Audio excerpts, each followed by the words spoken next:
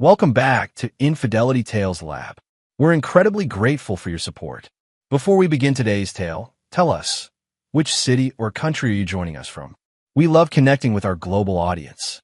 Now, let's dive into today's story. Nick Russell woke to sunlight streaming through his bedroom's floor-to-ceiling windows, illuminating the Manhattan skyline beyond. 6 weeks until the wedding. 6 weeks until he'd marry Vanessa Palmer, the woman who'd captivated him from the moment she'd spilled champagne on his custom suit at the gallery opening 2 years ago. "Sorry about the interruption, Mr. Russell," she'd said, not sounding sorry at all. "But your expression was too serious for someone surrounded by so much beauty." Nick smiled at the memory as he checked his phone. A text from his grandfather, Harold Russell, the man who'd built Russell Technologies from a garage startup into a multi-billion-dollar empire. Breakfast at Harlow's. 9 a.m. Important matters to discuss. Harold rarely requested meetings without an agenda attached. Nick showered quickly, dressed in a charcoal suit, and headed downtown. Harold Russell sat ramrod straight despite his 82 years, his silver hair impeccably styled, reading the Wall Street Journal with a cup of black coffee. "Nicholas," he said, folding the paper as Nick approached. "Prompt as always. What's so important it couldn't wait until Sunday dinner?" Nick asked, settling across from him. Harold's weathered hands placed a leather portfolio on the table. "I'm finalizing the transfer of controlling interest in Russell Technologies to you. Upon your marriage to Vanessa, you'll become CEO and majority shareholder." Nick's breath caught. "I thought you weren't stepping down for another 5 years." "Cancer doesn't care about 5-year plans," Harold said matter-of-factly. "Pancreatic. Terminal. About maybe 6 months." Nick felt the world tilt. Harold had raised him after his parents died in a plane crash when he was 12. The man had been father, mother, mentor, all rolled into one. "Does anyone else know?" "Just my doctors and now you." Harold's eyes, still sharp, studied Nick. "Your inheritance will be substantial. Nearly $3 billion in company shares, plus the family properties and investments. I've worked too hard to see it squandered or stolen." "What are you implying?" Harold shrugged. "Simply that sudden wealth attracts opportunists. You're marrying in 6 weeks. Are you certain Vanessa loves you and not what you represent?" "She doesn't even know about this inheritance," Nick said defensively. "We've never discussed the specifics of your estate plan." "Perhaps," Harold conceded, "but money has a way of revealing true character. Just be vigilant." That evening, Nick met Vanessa at Perla, her favorite restaurant. She was radiant in a red dress that accentuated her curves, her dark hair cascading over one shoulder. As always, heads turned when she entered a room. "Wedding planner called," she said after ordering a martini. "The Waldorf Ballroom is confirmed for the reception. 300 guests, just as we planned." Nick nodded, studying her. 29, 7 years his junior, with a background in art history and a job at a prestigious gallery. They'd met when Nick was looking for pieces for the Russell Technologies headquarters. "My grandfather's stepping down," he said suddenly. "I'm taking over as CEO after the wedding." Vanessa's expression was perfect surprise. "That's incredible, babe. I knew he'd choose you eventually, but so soon? We should celebrate." Her enthusiasm seemed genuine. Nick pushed away his grandfather's warnings as the bitter thoughts of a dying man. Across town, in a dimly lit apartment in Brooklyn, Leo Hayward stretched his muscular frame on rumpled sheets, watching Vanessa dress. "You're late," he said, his voice a lazy drawl. "Loverboy will suspect." Vanessa snorted. "Nick suspects nothing. He trusts me completely." She checked her makeup in the mirror. "Besides, he just told me he's becoming CEO after the wedding." Harold stepping down. Leo sat up, suddenly alert. "Does that mean what I think it means?" "Yes," Vanessa said, a slow smile spreading across her face. "The inheritance is being transferred sooner than we thought." "Billions, Leo. Not millions. Billions." Leo whistled. "And he has no prenup plans?" "He's mentioned it, but I've been working on him, making him feel like suggesting one would insult my love." She kissed Leo deeply. 6 more weeks of pretending, then we'll be set for life. "Just make sure you keep playing your role," Leo warned. "Don't get sloppy now." What neither knew was that in his Chelsea apartment, Nick couldn't sleep. Harold's warnings echoed in his mind. On impulse, he opened his laptop and typed a message to Curtis Dawson, a private investigator he'd used to vet potential business partners in the past. Need discreet surveillance. Personal matter. We'll explain in person. 2 weeks passed in a whirlwind of wedding preparations and business transitions. Nick divided his time between Harold's office, learning the intricacies of running Russell Technologies, and appeasing Vanessa's increasingly elaborate wedding demands. The flowers from Milan will cost an extra $30,000, she mentioned casually over dinner. Whatever makes you happy, Nick replied mechanically, his mind elsewhere. Curtis Dawson's preliminary report had been frustratingly mundane.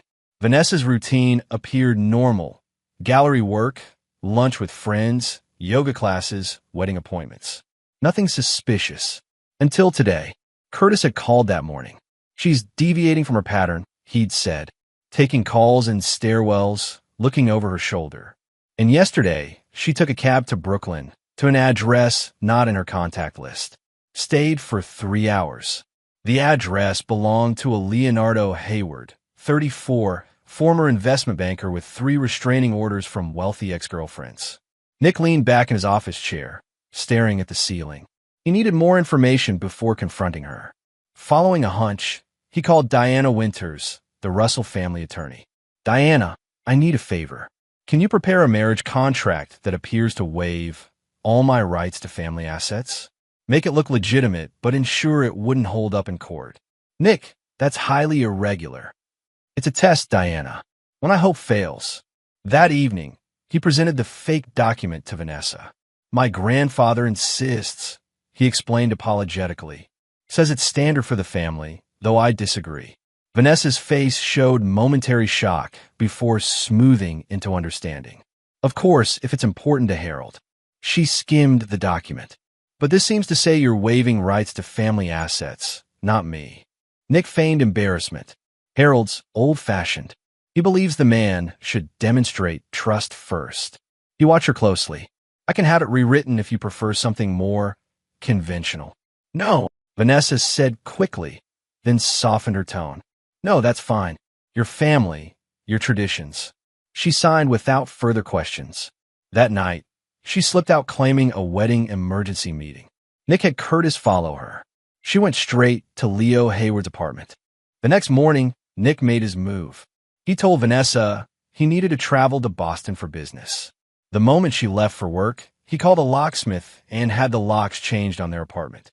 Then he hired a tech specialist to sweep for hidden recording devices and install his own. When a specialist found Vanessa's carefully hidden second phone in a hollowed-out art book, Nick felt his world crack. He waited until the technician left before examining it. The password took trying several combinations before he guessed correctly. Leo Love. The text between Vanessa and Leo spanned months, detailing their affair and their plans. V. He's such a fool. Thinks I'm madly in love with him. L. How much longer do we have to wait? V. The wedding is perfect cover. He'll never suspect we're stealing his inheritance. I've got him wrapped around my finger. L. And the prenup? V. Already handled. The idiot had me sign one that protects me, not him. Once we're married, I'll file for divorce within months. We'll be set for life. Nick's hands shook as he downloaded and backed up every message, every photo. Evidence of their treachery preserved in multiple locations. Then he called Curtis Dawson again. I need everything on Leonardo Hayward. Everything. And I mean the dirt that wouldn't make it into an official report. Curtis was silent for a moment. That'll be expensive. Money is no object. Nick replied coldly. I need leverage, and I need it fast. That night, he lay awake beside Vanessa, listening to her breathe, wondering how he'd ever believe the lies. His phone buzzed with a text from Curtis. Found something. Hayward's involved with loan sharks. Owes big money to dangerous people. Meet tomorrow. Nick stared at the ceiling, the beginnings of a plan forming in his mind. Not just exposure, not just humiliation, something that would utterly destroy them both. The day before the wedding, Nick maintained his mask perfectly. He smiled through the rehearsal dinner, toasted to their future, and kissed Vanessa tenderly before sending her off with her bridesmaids for the traditional night apart. "See you at the altar," she whispered, squeezing his hand. "I'll be the one in the tuxedo," he replied with a practiced smile. Once alone, he met Curtis Dawson in an unmarked car 3 blocks from the hotel. "Everything in place?" Nick asked. Curtis nodded. Audio setup throughout the ballroom, connected to the main speaker system. The footage is edited to include just the key conversations. And the information on Hayward's debts is ready for distribution to his business associates should you give the word. And Meredith Torres, Leo's ex, she'll be there. Front row, just as arranged. She's quite eager to see him crash and burn. Nick nodded, a cold satisfaction settling in his chest. And the final piece? Curtis handed him a small box. GPS trackers for both their phones, activated remotely. Once you press this button, we'll know their every move for the next 6 months, whether they have their phones or not. Good. Now get some sleep. Tomorrow will be eventful. The morning of his wedding dawned bright and clear. Nick dressed methodically in his custom tuxedo, rehearsing his plans. Tyler Hopkins, his best man and oldest friend, watched with concern. "You've barely said 10 words this morning," Tyler observed. "Wedding jitters?" Nick's smile was cold. "Not at all. Just focused on making today memorable." The Waldorf's grand ballroom was transformed into a garden of white roses and crystal, just as Vanessa had specified. 300 guests filled the seats, business associates, society friends, Vanessa's large extended family. Nick stood at the altar, scanning the crowd. Leo Hayward sat on the bride's side, playing his role as Vanessa's colleague. Meredith Torres, as arranged, sat prominently on the groom's side. The music swelled. The doors opened. Vanessa appeared in a custom Vera Wang creation that had cost more than most people's homes. She was breathtaking, her smile triumphant as she processed down the aisle. Nick smiled back, but as she reached him, he stepped away from the altar toward the microphone stand that had been positioned for their vows. "Before we proceed," he said clearly, his voice carrying through the room, "I'd like to share something with all of you." Confusion flickered across Vanessa's face. The minister looked uncertain. "My fiancé has a beautiful voice," Nick continued smoothly. "I thought you should all hear it." He pressed a button on his phone. The ballroom speakers crackled to life. Vanessa's voice filled the room. "The wedding is perfect cover. He'll never suspect we're stealing his inheritance. Once we're married, I'll file for divorce within months. We'll be set for life." Leo's voice followed. "And he has no idea about us?" Vanessa again, "None. He's completely clueless. Just a few more weeks of pretending to love him." A collective gasp rippled through the crowd. Vanessa's face drained of color. "Nick," she whispered, reaching for him. "I can explain." "No need," he replied, his voice hard. "Leo, why don't you come up and join your real girlfriend?" Security guards were already moving toward Leo, who was attempting to slip out a side door. They escorted him to the front, where he stood awkwardly beside a shell-shocked Vanessa. "I'd like to thank you all for coming," Nick addressed the stunned crowd. "Unfortunately, there will be no wedding today, just the exposure of a con artist and her partner." He turned to Vanessa's family. "Mr. and Mrs. Palmer, I'm sorry to inform you that your daughter has been having an affair throughout our engagement, while plotting to steal my family's assets." Vanessa's mother collapsed into her husband's arms. Her father's face contorted with rage, not at Nick, but at her. "You disgust me," he spat at his daughter. "You're no longer welcome in our home. Consider yourself disowned." One by one, Vanessa's family members stood and walked out, leaving her standing alone with Leo, surrounded by murmuring guests and flashing cameras from society photographers. "Security will show you out," Nick said coldly. "Your belongings have been packed and sent to Mr. Hayward's apartment. The locks to our home have been changed." As they were escorted out, Vanessa's mascara streaming down her face, she turned back. "You'll regret this, Nick. We'll destroy you for this humiliation." Nick simply smiled. "I look forward to your attempt." As the ballroom emptied, Tyler approached Nick. "That was the coldest thing I've ever seen. Justified, but cold." "That wasn't revenge," Nick replied quietly. "That was just the beginning." The story of the Russell Palmer wedding disaster exploded across social media and tabloids. Billionaire heir exposes gold-digging fiancé at altar screamed the headlines. Video clips of the confrontation, somehow leaked to the press, went viral within hours. Nick retreated to the Russell family estate in the Hamptons, where Harold waited for news. "So it's done," the old man said when Nick arrived. His illness had progressed rapidly. He was gaunt now, moving with the aid of a walker. "The wedding is canceled," Nick confirmed, pouring himself a scotch. "But they've already threatened retaliation." Harold's thin lips curled into a smile. "Let them try. Russells don't just defend. We annihilate threats." "I learned from the best," Nick acknowledged, raising his glass in salute. Meanwhile, in Leo's cramped Brooklyn apartment, Vanessa paced furiously. Her phone hadn't stopped buzzing with notifications. Messages from so-called friends expressing false sympathy while reveling in her downfall. Wedding vendors demanding payment for canceled services. Reporters seeking exclusive interviews. "He destroyed my life," she shrieked, hurling her phone against the wall. "My family won't even speak to me. My career is over. The gallery fired me this morning." Leo seemed oddly calm, nursing a whiskey on his worn leather couch. "He played us. I underestimated him." "We need to fight back," Vanessa insisted. "I spent 2 years of my life on this con. I'm not walking away with nothing." Leo's phone rang, an unknown number. He answered cautiously. "Mr. Hayward," a gravelly voice said. "About that money you owe Grayson. Payment deadline has moved up. 3 days, or we start taking collateral. Fingers first, then toes." The call disconnected. Leo's face had gone ashen. "What is it?" Vanessa demanded. "The loan sharks," Leo whispered.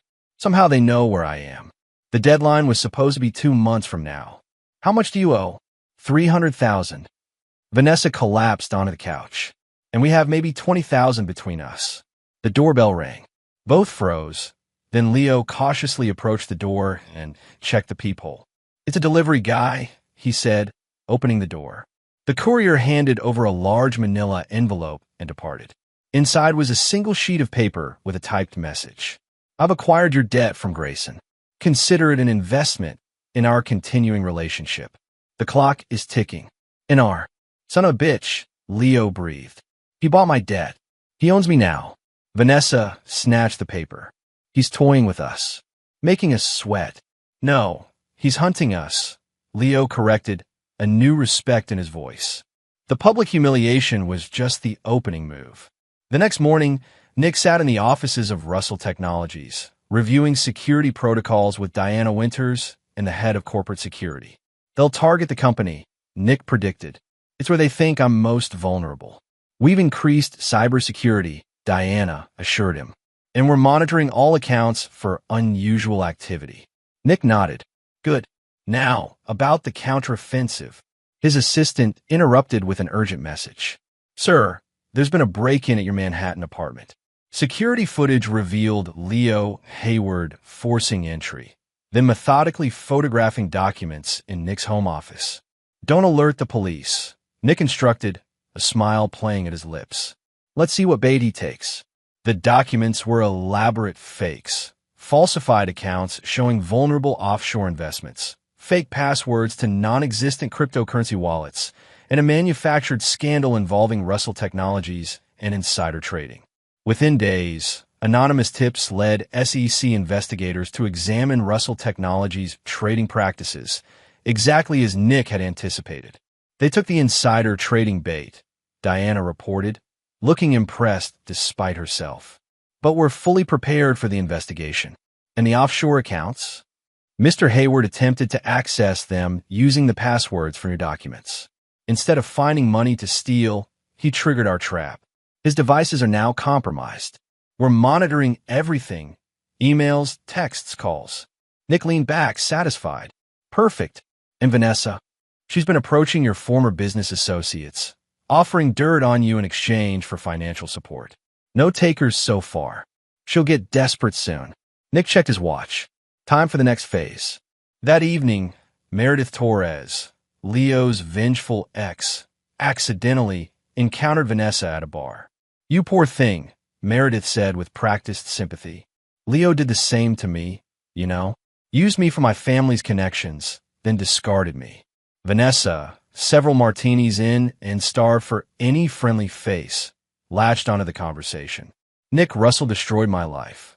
Men like that are untouchable, Meredith agreed, signaling for more drinks. But Leo has vulnerabilities. Did he ever tell you about Atlantic City? By the end of the night, Vanessa had learned about Leo's gambling addiction, his habit of dating multiple women simultaneously, and, most importantly, his past involvement with identity theft schemes. Information she stored away, unaware she was being manipulated exactly as Nick had planned. 3 weeks after the wedding disaster, Nick sat beside Harold's hospital bed. The old man's condition had deteriorated rapidly, his once powerful frame now skeletal beneath the sheets. "Don't waste time here with me," Harold rasped. "Finish what you started." Nick shook his head. "Family first. Always." Harold's withered hand gripped Nick's with surprising strength. "I need to know you'll be all right, that the company will be secure." "I've got everything under control," Nick assured him. A knock at the door interrupted them. Diana Winters entered, her expression grave. "They've made their move," she said without preamble. "Vanessa is giving an exclusive interview to Vanity Fair, and Leo has filed a wrongful termination lawsuit against his former employer, claiming he was fired due to pressure from Russell Technologies. Both distractions, Nick assessed. What's their real play? Diana hesitated. There's been an attempt to access Harold's personal medical records, and someone tried to bribe one of the nurses for information about his condition. Harold's laugh was a dry rattle. They're looking for my will, hoping there's still a way to get their hands on the Russell fortune. I'll increase security, Nick said, already texting instructions. And there's something else, Diana added. Vanessa's been seen meeting with Maxwell Whitfield. Nick's expression darkened. Maxwell Whitfield was Russell Technologies' main competitor and Harold's longtime business rival, a ruthless corporate raider who'd tried to acquire the company multiple times. So they're selling company secrets, Nick concluded, or trying to. Without access to real information, they're limited in what they can offer, Diana pointed out. But Whitfield doesn't know that, Nick mused. He might see this as an opportunity to damage us before he knows he's been fed false information. That evening, Nick called an emergency board meeting.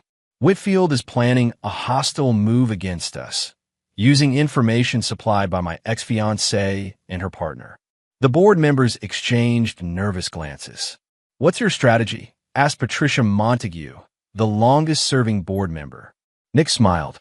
Let them come. In fact, let's make it easier for them.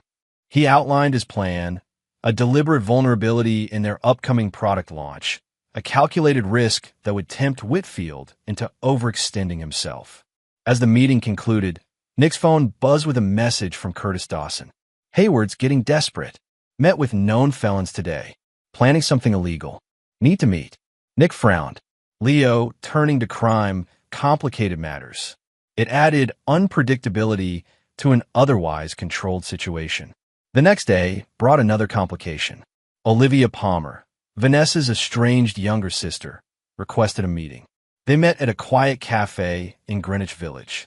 Olivia, 25, shared her sister's dark hair, but none of her calculating coldness. I'm not here to defend Vanessa, she said immediately. What she did was inexcusable. Then why are you here? Nick asked warily. Olivia pushed a flash drive across the table. Because she's planning something dangerous. These are copies of emails between her and Leo.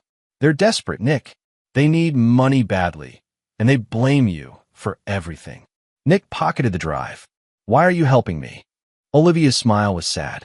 Vanessa has been manipulating and using people her entire life, including me. Someone needs to stop her before she destroys more lives. The flash drive contained detailed plans for breaking into Nick's Hamptons estate, information about his daily routines, and discussions about making him pay permanently. Nick immediately increased security at all properties and changed his routines. But he didn't alert the police.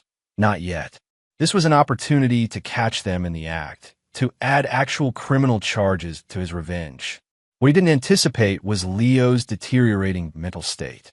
Drowning in debt, with Nick holding the loan shark's marker over his head, Leo had begun abusing cocaine and prescription stimulants. His behavior grew erratic, unpredictable. Late one night, Leo bypassed security at Russell Technologies headquarters and set fire to the research and development lab. The sprinkler system contained the damage, but valuable prototypes and research were destroyed. "This crosses a line," Diana argued when Nick still refused to involve law enforcement. "He could have killed someone." "Not yet," Nick insisted. "I want them cornered like rats before I spring the trap." The next day, Harold Russell died peacefully in his sleep. Nick's grief was genuine, overwhelming. At the funeral, he stood stoic and alone, accepting condolences from the business elite of New York. He didn't notice the figure watching from a distance, didn't see Leo Hayward studying the security arrangements, calculating vulnerabilities. That night, as Nick sat in Harold's study reviewing his grandfather's personal effects, the alarm system detected an intruder. Security cameras showed Leo breaking into the wine cellar, the one area not covered by motion sensors. "Should we apprehend him, sir?" the security chief asked over the phone. "No," Nick decided. "Let him think he's succeeded. I want to see what he's after." Leo emerged an hour later, carrying nothing obvious. Security tracked him to a meeting with Vanessa at a diner in Queens, where they argued intensely before departing in separate directions.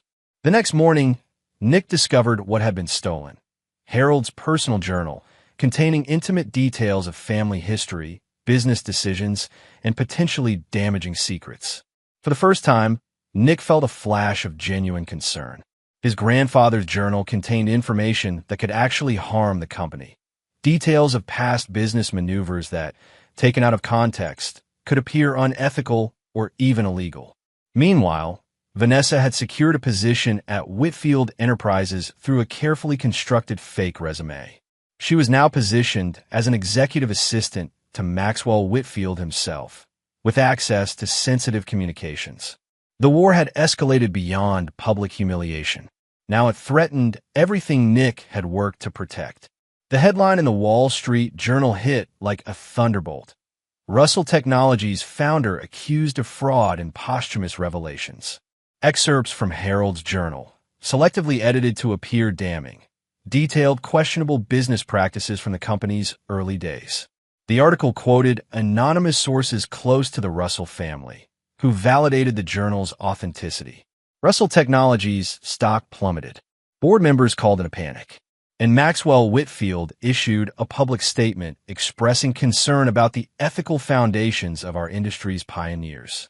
Nick had anticipated the attack, but its timing, just as he was mourning his grandfather, struck a nerve. He called an emergency press conference. Facing a barrage of reporters, Nick appeared calm and collected. "My grandfather was a complicated man who built an extraordinary company," he began. "The journal excerpts published today were stolen from our family home during a break-in currently under investigation by police." He paused, his expression hardening. "What the thieves and their media accomplices fail to recognize is that my grandfather kept two journals, one personal, one for posterity.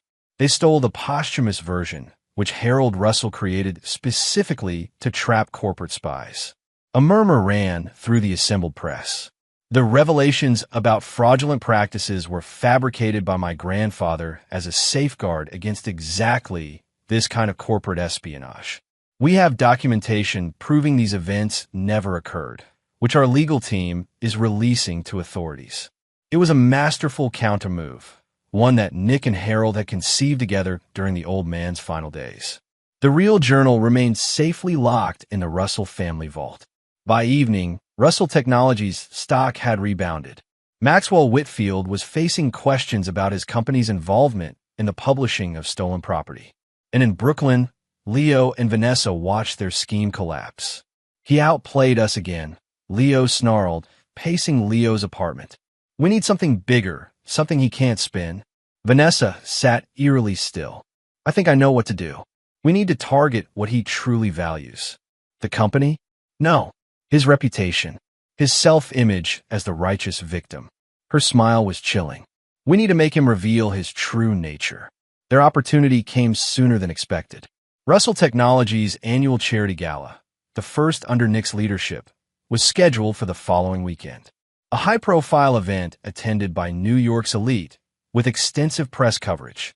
Vanessa still had contacts in the art world who owed her favors. She secured invitations for herself and Leo under assumed names, with subtle disguises that would pass casual inspection. Meanwhile, Nick was implementing the final stage of his own plan. Through Curtis Dawson, he compiled extensive dossiers on both Leo and Vanessa. Every job application they'd falsified, every person they'd conned, every illegal scheme they'd attempted. He'd also been feeding Olivia Palmer carefully selected information, knowing she would inadvertently relay it to Vanessa during their occasional contact. The night of the gala arrived. The Metropolitan Museum's Temple of Dinder provided a dramatic backdrop for the event, which was raising funds for children's medical research, a cause Harold had championed. Nick circulated among guests, playing the role of gracious host while keeping alert for any sign of his enemies. Midway through the evening, he spotted them, Leo in glasses and a neatly trimmed beard, Vanessa with short blonde hair instead of her natural brunette. He pretended not to notice, observing as they separated and worked the room.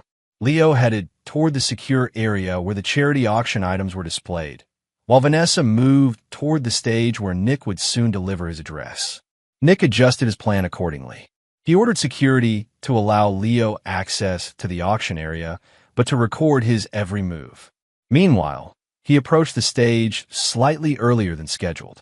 As he reached the podium, Vanessa made her move. She stumbled dramatically, spilling red wine on a society matron, creating a commotion at the front of the audience. In that moment of distraction, Leo emerged from the auction area and rushed the stage, a stolen artifact, a small ancient Egyptian figurine, concealed in his jacket. Security intercepted him halfway, exactly as Nick had anticipated. The entire room turned to watch the struggle. That man is attempting to steal a priceless artifact, Nick announced into the microphone. And his accomplice, he pointed directly at Vanessa, is Vanessa Palmer, the woman who attempted to defraud my family and is now working with Maxwell Whitfield to undermine Russell Technologies. Gasps and murmurs rippled through the crowd as security removed Vanessa's wig, revealing her true identity. What these desperate individuals don't realize, Nick continued, his voice carrying through the stunned silence, is that I've been aware of their every move for weeks. He nodded to Diana Winters, who tapped on her tablet. The large screens flanking the stage lit up with surveillance footage of Leo stealing Harold's journal, Vanessa meeting with Maxwell Whitfield, both of them planning the gala disruption. Ladies and gentlemen, Nick concluded, you're witnessing the last desperate acts of two people who try to steal my inheritance, smear my grandfather's legacy, and now attempt to corrupt a charitable event for sick children. Police officers emerged from the crowd, taking both Leo and Vanessa into custody, not just for the attempted theft, but for the earlier break-ins, corporate espionage, and fraud charges that Nick had been meticulously documenting. As they were led away in handcuffs, Vanessa locked eyes with Nick one last time. This isn't over, she hissed. Nick's smile was cold. Actually, it is. Your borrowed time just ran out. The arrest of Vanessa Palmer and Leonardo Hayward made headlines, but their legal troubles were just beginning. Nick had spent weeks preparing a comprehensive case against them, working with prosecutors to ensure maximum charges. Bail was set at an astronomical figure that neither could hope to meet. They spent their first night in jail separated, Leo in general population at Rikers Island, Vanessa in the women's facility. Nick returned to his penthouse after the gala, exhausted but satisfied. Diana Winters called with an update. Whitfield is publicly denying any connection to them, throwing Vanessa completely under the bus. He claims she misrepresented herself to obtain employment. As expected, Nick replied. Whitfield always protects himself first. What about the evidence of his involvement? Circumstantial at best, Diana admitted. He was careful to maintain deniability. Nick frowned. Maxwell Whitfield escaping consequences didn't sit well with him. The man had been Harold's nemesis for decades and had willingly participated in the attempt to destroy his legacy. There's another approach, Nick said slowly, one that Harold would appreciate for its elegance. The next morning, Nick called Tyler Hopkins, who had recently been promoted to Chief Technology Officer at Russell Technologies. "I need someone to approach Whitfield with a proposition," Nick explained. "Someone he wouldn't connect to us." Tyler understood immediately. A honeypot trap. Make him think he's getting insider information, but feed him something that will cause him to make a catastrophic business decision. "Exactly," Nick confirmed. "And I know just the person to make the approach." That afternoon, Olivia Palmer received a surprising call from Nick Russell, requesting a private meeting. They met at a secluded table in the back of a quiet restaurant. "I need your help," Nick said without preamble, "to finish what your sister started, but with a different ending." Olivia looked skeptical. "Why would I help you further destroy my sister's life?" "Because she's manipulated you your entire life," Nick replied bluntly. "Because she's hurt everyone who ever trusted her. And because what I'm proposing will actually give her a chance at redemption she doesn't deserve." He outlined his plan to trap Maxwell Whitfield.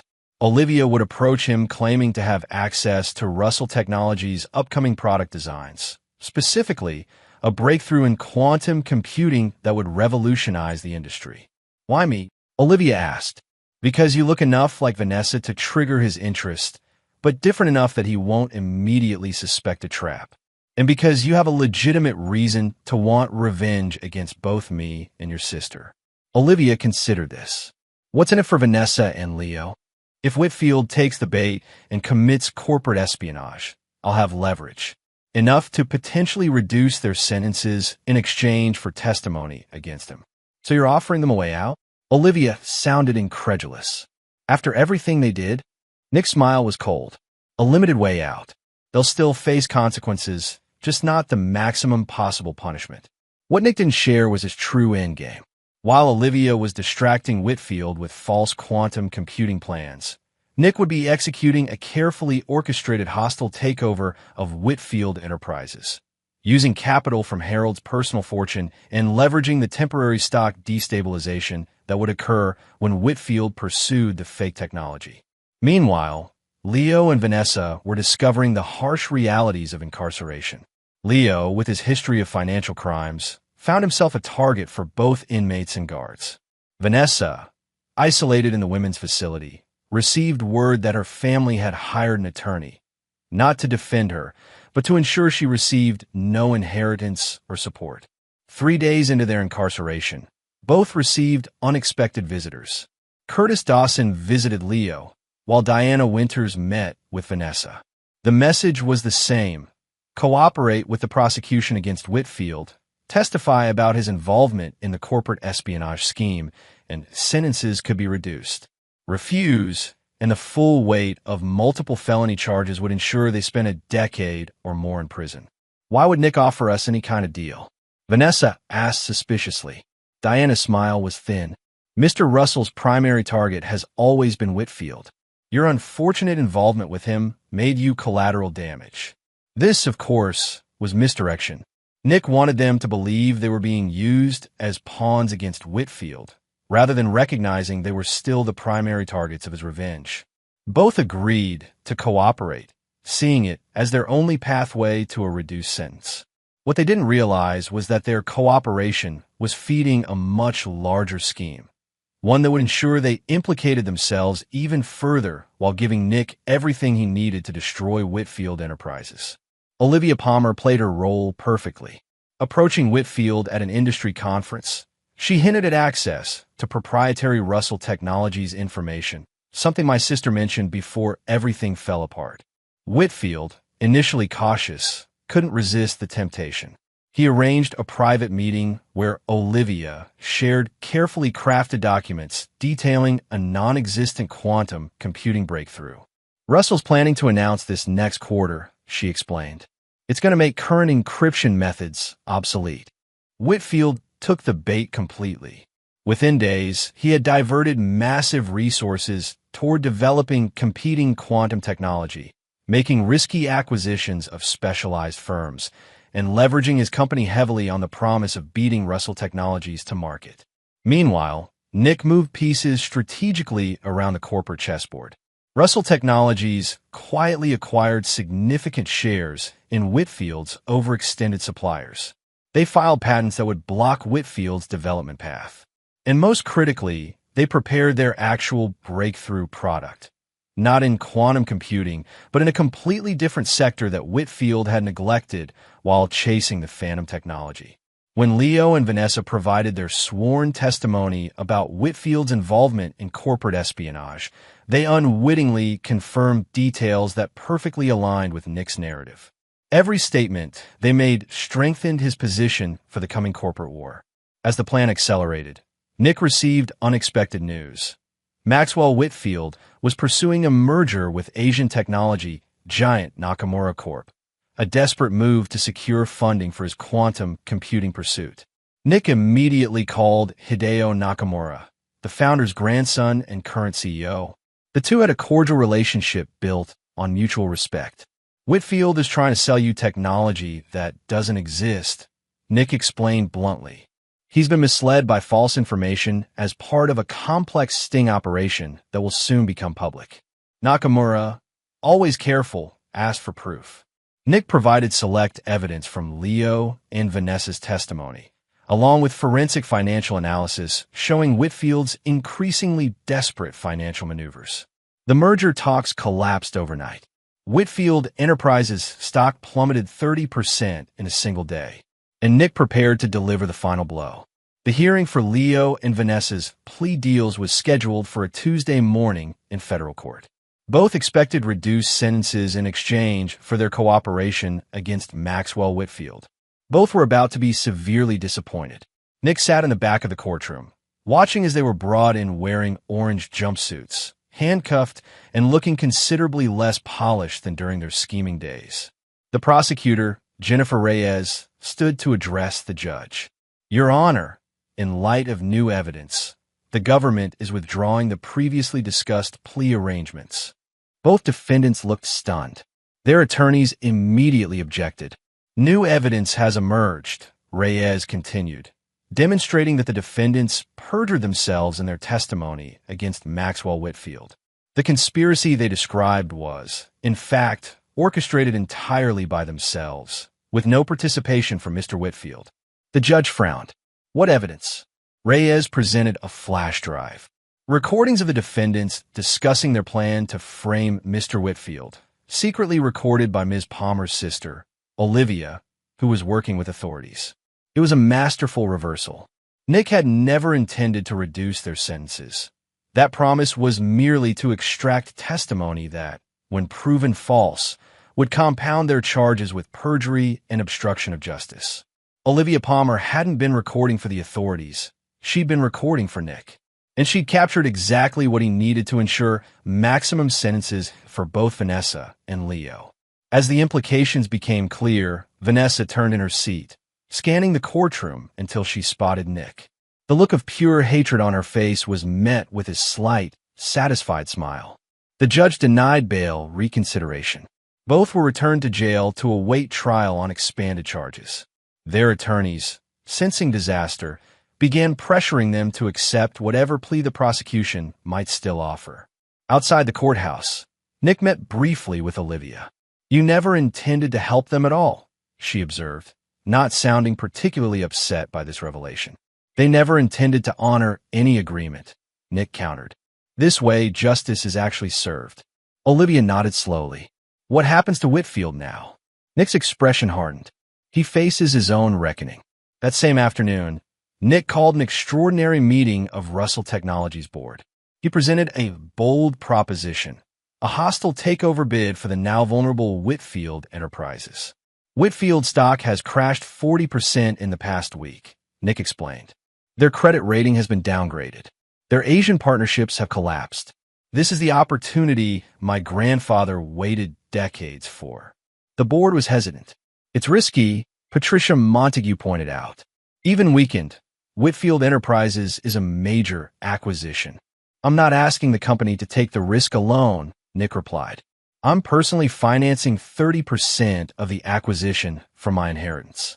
This isn't just business. It's fulfilling my grandfather's last wish." The vote was unanimous. The takeover bid was announced that evening. Maxwell Whitfield, blindsided and desperate, called Nick directly. You orchestrated this entire thing, he accused, his voice shaking with rage. Those two cons, the quantum computing lie, all of it. I learned from watching you target my grandfather for decades, Nick replied calmly. The difference is, I succeeded where you always failed. I'll fight this takeover with everything I have, Whitfield threatened. You're welcome to try, Nick said before hanging up. The corporate battle was brutal but brief.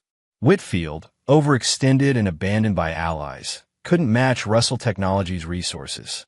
Within 3 weeks, the takeover was complete. Whitfield Enterprises ceased to exist as an independent entity. Maxwell Whitfield himself was forced into early retirement, his reputation in tatters after evidence emerged of multiple ethical violations discovered during the acquisition's due diligence process. Meanwhile, Leo Hayward's trial proceeded quickly. Without resources for an adequate defense, he accepted a plea bargain, 12 years for fraud, corporate espionage, breaking and entering, and attempted theft. Vanessa, more defiant, insisted on going to trial. It was a catastrophic decision. The evidence against her was overwhelming, supplemented by Olivia's devastating testimony about her sister's long history of manipulation and deception. The jury deliberated for less than 3 hours before returning guilty verdicts on all counts. The judge, citing her lack of remorse and the calculated nature of her crimes, sentenced her to 18 years. As she was led from the courtroom, Vanessa locked eyes with Nick one final time. I still have secrets that could hurt you, she mouthed silently. Nick merely raised an eyebrow, unconcerned. He had long since neutralized any leverage she might have imagined she possessed. That evening, Nick visited his grandfather's grave, placing a single white rose on the headstone. It's done, he said quietly. The company is secure. Whitfield is finished. And the people who try to steal your legacy will spend their best years in prison. As he walked back to his car, he received a text from Curtis Dawson. Final loose and tied up. The loan sharks who were after Hayward have been paid off with the provision they never contact him again, even after his release. He'll never know you were behind it. Nick smiled. This last act wasn't mercy, it was the ultimate power move. Leo would spend his incarceration wondering when the debt collectors would come for him, living in constant fear of a threat that Nick had quietly neutralized. It was the perfect final touch to his revenge, leaving his enemies alive to contemplate their failures and live with the consequences of challenging a Russell. 1 year later, Nick Russell stood at the podium in Russell Technologies' newly renovated headquarters, formerly Whitfield Enterprises' flagship building, now transformed with a Russell logo prominently displayed on its facade. Today we launch not just a new product line, he told the assembled press and industry leaders, but a new era for technology that honors my grandfather's vision while pushing boldly into the future. The company had emerged stronger from the tumultuous events of the past year. The acquisition of Whitfield Enterprises had been smoothly integrated, redundancies eliminated, and profitable divisions expanded. Nick himself had changed as well. The betrayal and subsequent revenge had hardened him in some ways, made him more cautious with his trust, more decisive in business. Yet the experience had also given him perspective on what truly mattered. After the presentation, Diana Winters approached him. Quarterly prison reports arrived, she said quietly, handing him a folder. Thought you might want to see them. Nick skimmed the contents. Leo Hayward had been transferred to a medium security facility after being assaulted repeatedly in maximum security. He was working in the prison library, keeping his head down, already looking toward potential early release for good behavior. Vanessa's adjustment had been rockier. Multiple disciplinary infractions for fighting and contraband had extended her sentence by 8 months already. She had alienated other inmates with the same manipulative behavior that had characterized her life outside. They're no longer a threat, Diana observed. Nick closed the folder. They never really were. Just opportunists who picked the wrong target. Later that evening, Nick hosted a small dinner party at his renovated Hamptons estate. The guest list was selective. Tyler Hopkins and his wife, Diana Winters, Curtis Dawson, and, surprisingly, Olivia Palmer. Over the past year, Olivia had become something of a friend. Initially connected by their mutual experience with Vanessa's manipulation, they had discovered shared interests in art and philanthropy. Nick had helped her establish a small gallery in Soho, focusing on emerging artists, a genuine venture unlike her sister's facade. As the dinner concluded, Tyler raised his glass. To Harold Russell, the man who taught you how to win. Nick smiled, but shook his head slightly. Harold taught me more than winning. He taught me that true power isn't about destroying enemies. It's about building something they can't tear down. After the guests departed, Nick walked alone along the beach behind the estate. The revenge that had consumed him for months was complete, total. Vanessa and Leo would spend their prime years incarcerated. Whitfield was ruined, his company absorbed into the Russell empire.